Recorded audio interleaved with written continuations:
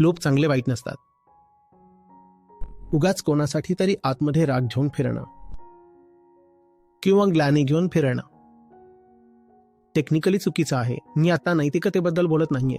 Technically चुकीचं आहे. लोक नसतात, प्रक्रिया असतात, त्यांची कंडिशनिंग असते. म्हणून तुम्ही त्यांना बघून फक्त हेच म्हणू शकता, इथं कोणी व्यक्ती नाही, फक्त एक प्रक्रिया आहे. पण ज्या दिवशी व्यक्ती खरोखर आला त्या दिवशी चांगुलपणा सुरू होतो. फरक फक्त एकच असू शकतो की कोण आता माणूस बनू शकला आणि कोण नाही बनू शकला. जे बनू शकले नाहीत त्यांच्यात ही विभागणी करणं की यांच्यात सुद्धा काही चांगल्या कळसूत्री बाहुल्या आहेत आणि काही वाईट बाहुल्या आहेत, ही फालतू गोष्ट आहे. जर कोणी कळसूत्री बाहुली असेल तर ती बाहुलीच आहे.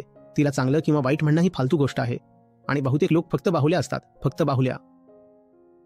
ठीक आहे, मग रागवून काय होणार किंवा वाईट वाटून काय होणार की माझ्यासोबत भूतकाळात काहीतरी वाईट घडलं, बघून घ्या की असंच आहे.